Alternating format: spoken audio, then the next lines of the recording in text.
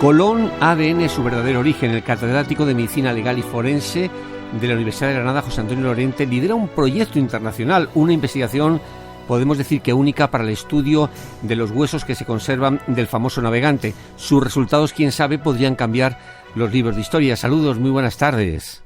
Hola, buenas tardes. Estamos hablando del gran proyecto en torno al origen de Cristóbal Colón. ¿Con qué restos óseos van a trabajar?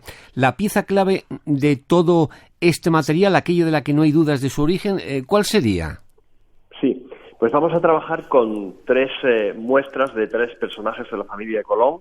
En principio y en primer lugar, por orden de importancia, el Cristóbal Colón, todos sus restos, los que hay enterrados en la Catedral de Sevilla. En segundo lugar, su hijo Hernando, que es la pieza clave que usted mencionaba anteriormente, porque Hernando Colón falleció y fue enterrado y ya siempre estuvo allí, no sufrió ningún cambio como fue el caso de, por ejemplo, de su padre Cristóbal. Y la otra tercera pieza de la familia Colón con la que contamos es el hermano de Cristóbal, Diego.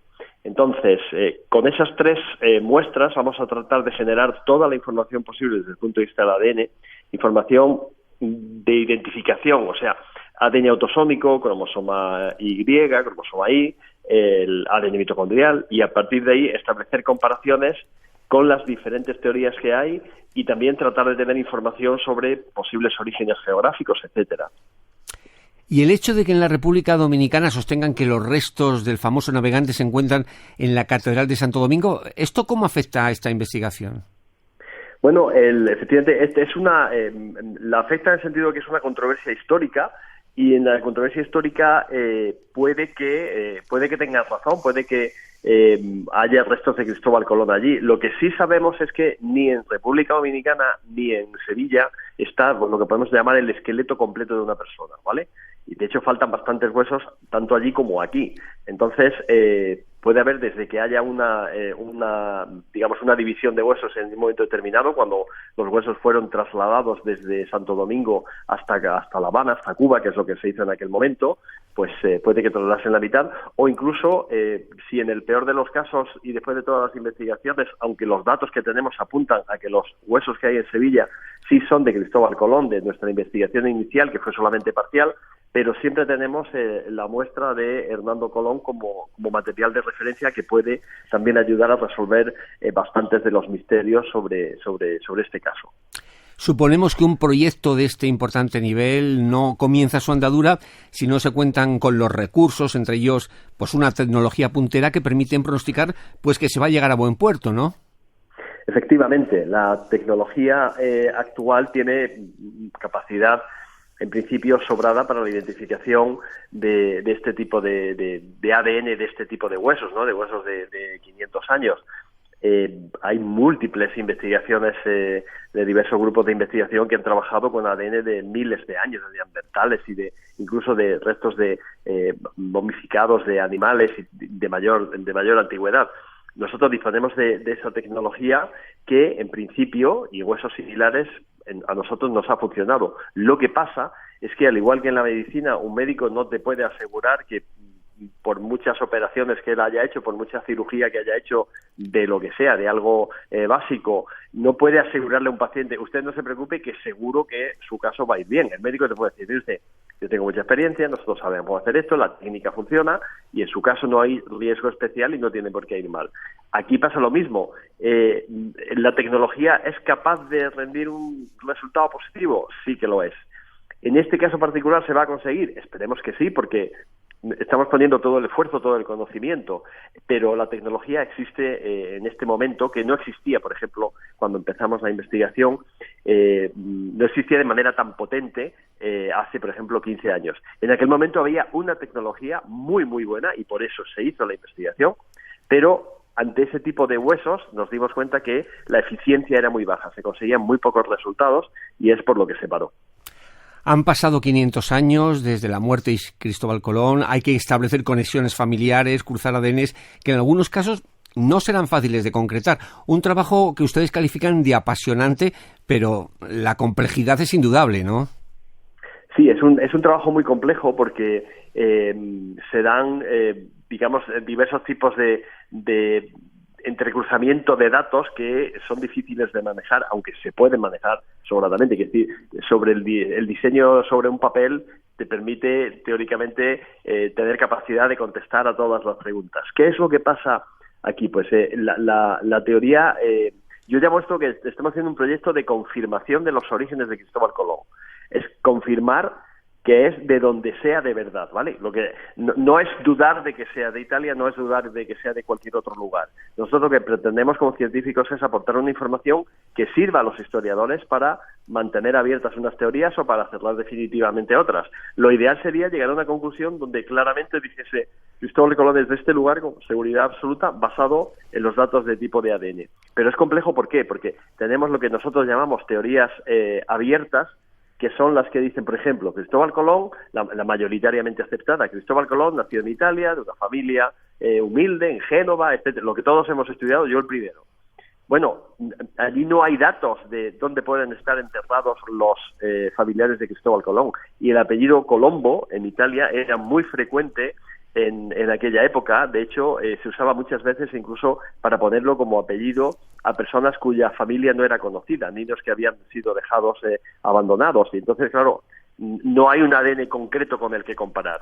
La teoría, por ejemplo, teorías de origen español, la valenciana, o la teoría o algunas teorías catalanas que dicen, no, él era español de origen judío de la zona de Cataluña, de la zona de Valencia, pero no se conocen sus familiares. Entonces, ahí es otro tipo de tecnología en la que hay que utilizar, y lo vamos a hacer, evidentemente. Hay otras teorías que son cerradas. O sea, es decir, mire usted, Cristóbal Colón, la teoría mallorquina. Cristóbal Colón nació en Mallorca en tal año, hijo del príncipe de Viana, hijo ilegítimo, pero hijo del príncipe de Viana, de don Carlos Lebré, y de una señora llamada Margalida Colom. Pues si se puede comparar, que lo vamos a intentar hacer, quiero decir, en el sentido de intentar hacerlo, lo vamos a hacer. ADN, no del príncipe de Viana, que no está identificado perfectamente, pero sí de familiares de la línea del príncipe de Viana, con el de Cristóbal Colón, y hay una correlación positiva con suficiente claridad y potencia estadística, etcétera, pues se puede concluir que era hijo del príncipe de Viana. ¿Que sale negativo? Pues habrá que descartar totalmente esa teoría. Del mismo modo hay teorías portuguesas, la teoría alcarreña, la teoría gallega, que tienen una comparación directa y que en esos casos sí que, si se consigue un ADN de suficiente calidad y cantidad, puede uno perfectamente decir, pues era de aquí o seguro que no era de aquí. Entonces ahí eso es lo más bonito que tiene el proyecto, ¿no? La gran, digamos, variabilidad de condiciones que se presentan y que hay que lidiar con todas ellas. Si hay que recurrir al ADN es porque, bueno, entre otras cosas, Colón no lo puso nada fácil, es decir, no solo no dijo de dónde era, sino que quizás puso piedras en el camino, ¿no? Bueno, está claro que una persona como Cristóbal Colón, con todo lo que hizo y escribió y con todas las relaciones que tuvo, pudo muy fácilmente haber indicado siempre de manera clara de dónde era, o presumir o lamentarse de haber tenido un origen tan humilde o un origen tan noble, o de haber sido abandonado por su padre, que era alguien muy famoso, ¿no? Y no lo hizo. Entonces, evidentemente está claro que yo, sin ser historiador, que eso hay que tenerlo en cuenta, mis conocimientos de Colón, hombre, pueden ser un poco superiores a los que tenga otra mucha gente, porque ya he leído mucho del tema, pero no tengo yo conocimientos colombinos profundos como para discutir, pero sí que sé, como todo el mundo sabe, que Cristóbal Colón trató de alguna manera de esconder, en el sentido de que no mencionar nunca, habiendo tenido cientos de oportunidades de hacerlo, el tema de sus orígenes o de su familia, de donde él procedía, no de sus hijos, claro, pues implica que quería esconderlo. Eso es indudable. Los restos óseos van a ser estudiados por diferentes laboratorios. ¿Cómo se va a coordinar todo este trabajo? Sí, esto es un protocolo que se utiliza siempre. Nosotros hemos participado en todos estudios históricos de mucha trascendencia. Entonces siempre, incluso estudios por ejemplo, con medicamentos y con vacunas y con todo, ahora que está tristemente de moda la COVID, ¿no? Siempre hay que llevarlos en paralelo en diversos lugares y luego se comparan los resultados. Lo que vamos a hacer es que vamos a ir en fechas muy próximas a Florencia y a Estados Unidos, al laboratorio de la Universidad de Florencia y al laboratorio de la Universidad del Norte de Texas, en Fort Worth, y vamos a llevar fragmentos de esos huesos, de esos tres personajes, y quizás de alguno más de los que haya que comparar, porque puedan ser presuntos familiares, y esos laboratorios van a trabajar de una manera totalmente independiente. Nosotros le dejamos hueso 1, hueso 2, hueso 3, hueso 4, hueso 5. Ellos evidentemente saben que son de esta historia, de este proyecto, pero no saben lo que son. Y ellos tratan de generar sus resultados por libre, digamos, ¿no? Es decir, independientemente de lo que nosotros podamos hacer. y luego cuando estos 3 laboratorios tengamos esos resultados, nos juntaremos físicamente en una ciudad, en donde sea, con todas las medidas de precaución, y compararemos lo que cada uno estamos teniendo. A partir de ahí, según los resultados que vayan saliendo, está el laboratorio de la Universidad Tor Vergata de Roma y el laboratorio de distribuidora comercial Zogby en México, que tienen que ser capaces de duplicar esos resultados, con lo cual ya serían 5 laboratorios. Y luego puede que de manera puntual, si va habiendo resultados muy concluyentes, muy significativos históricamente, o sea, si se consigue apuntar hacia una teoría específica o desmontar una teoría específica, algún laboratorio más colabore. Eso está perfectamente estructurado, pero quiero decir, los huesos nos va a llevar el doctor Carlos Álvarez y yo mismo personalmente, no los vamos a mandar por mensajería ni por ningún otro medio, tanto a Italia como a Estados Unidos. Empezaremos a trabajar aquí en la Universidad de Granada y compararemos los resultados y a partir de ahí pues se van tomando decisiones como cualquier otra investigación científica, tanto en el área biomédica como en el área de la antropología. Es un procedimiento, digamos, habitual. ¿Y para cuándo esperan obtener estos resultados y cómo se darán a conocer? Sí, vamos, el plan que hay actualmente es esperar tener resultados en un plazo de trabajo yo siempre digo 8 semanas, que en 18 puede ser 7, puede ser 9, pero en fin, en ese plazo de tiempo es el que nos hemos puesto para poder conseguir estos resultados. Los resultados, claro, luego tienen que estar consensuados, todos los científicos tenemos que estar de acuerdo. Los resultados, sobre todo si tienen una trascendencia científica grande, es decir, si sale algo que no está muy claro, que no es muy, pues bueno, ahí se deja, tristemente, pero si tienen, digamos, un alto impacto científico, la única manera que los científicos tenemos de estar de acuerdo es haciendo una publicación en una revista científica, de las que nosotros llamamos indexadas, una revista de alto nivel, donde ese trabajo es revisado por personas que nosotros no conocemos, pero que saben lógicamente mucho de esta materia. Entonces esa publicación de ese artículo científico es lo que avala la credibilidad de ese resultado. Entonces ese proceso al final nos lleva a fechas muy cercanas al 12 de octubre, que es nuestra meta por la fecha tan simbólica en la historia colombina, el 12 de octubre. Y el resultado, al final se está preparando una serie documental y se está preparando un programa de televisión.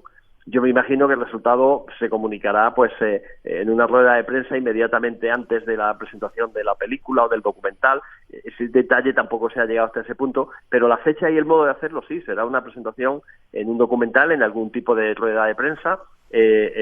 Ojalá que el 12 de octubre o el día 12 de octubre se pueda hacer como está planificado. El proyecto, digámoslo así, está ya en su última fase, pero ¿cómo empezó todo? ¿Cómo se gestó toda esta idea? Bien, esto es idea de un historiador, de un profesor de historia de enseñanza media, de don Marcial Castro Sánchez, que ahora es profesor, es catedrático de historia en el Instituto Virgen de las Nieves de Granada, pero que en el año 2001 él estaba en Estepa y había leído algunas investigaciones y algunas cosas sobre trabajos previos que mi grupo había hecho aquí en la Universidad de Granada y tratando de identificar los restos de Doña Blanca de Navarra y del Príncipe de Viana, y era un apasionado, lógicamente, como historiador de la historia, pero también del uso de la ciencia, y vino a verme en noviembre del 2001, 29 de noviembre del 2001, el otro día me lo recordaba. Y me dijo, oiga, mire usted, doctor Lorente, ¿se podría identificar? Primero me habló del Gran Capitán, que está enterrado aquí en Granada, como muchos saben, y luego me habló de Cristóbal Colón. Entonces me habló, lógicamente, de que hay 2 tumbas y que puede ser que Colón esté en las 2 o en ninguna, o esté solamente en una, cuál sería. Y luego, pues que a través del ADN se podría tratar de conseguir información para saber algo del origen, etcétera, y eso era posible, evidentemente, lo era en el año 2003, aunque conseguimos resultados parciales, y lo sigue siendo hoy en día. Entonces ya pusimos en marcha el proyecto, que costó mucho el poder tener la autorización para poder exhumar los restos en la Catedral de Sevilla, cosa que hicimos en junio del 2003, y que pusimos mucho esfuerzo y muchos viajes a República Dominicana para que nos dejasen también trabajar con los huesos que hay allí, pero que al final no, las autoridades dominicanas, si hablamos con ministros, con altos personajes de la Iglesia dominicana, del gobierno, de la cultura, de la ciencia, nos dijeron que sí, que no, y al final no pudo ser.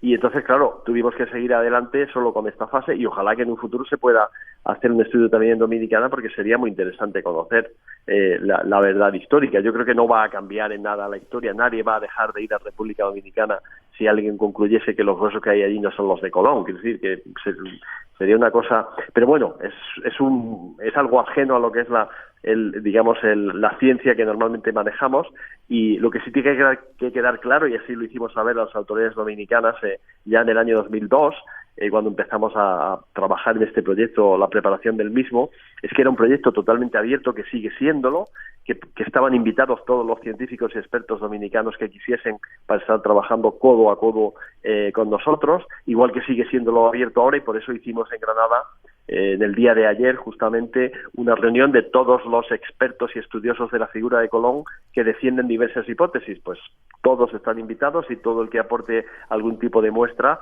será analizada, y lo que diga la ciencia, si es totalmente concluyente, pues tendrá que ser aceptado, aunque todavía por ahí hay gente que cree que la Tierra es plana y que las vacunas no sirven para nada. Quiero decir, aunque la ciencia lo diga, pero bueno, la mayoría de la gente lo aceptará.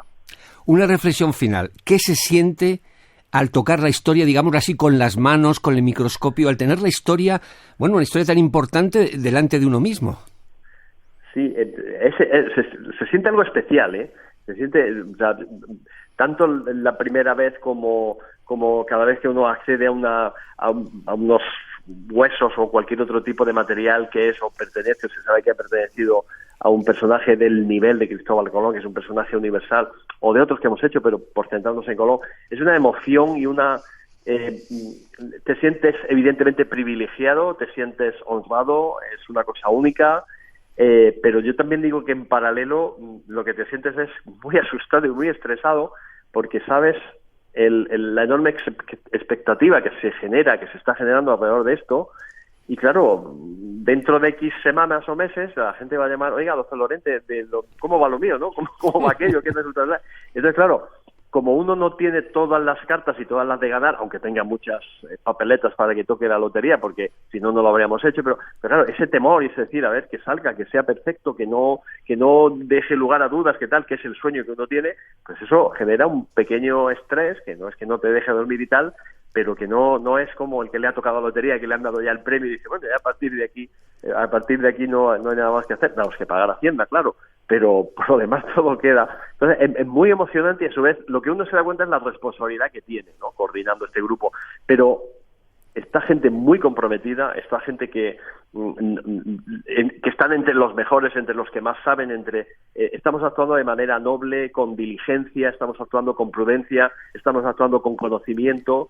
Yo creo que va a salir lo mejor que sea posible, y ya está, y eso es ese compromiso que uno puede asumir, hacerlo mejor siempre.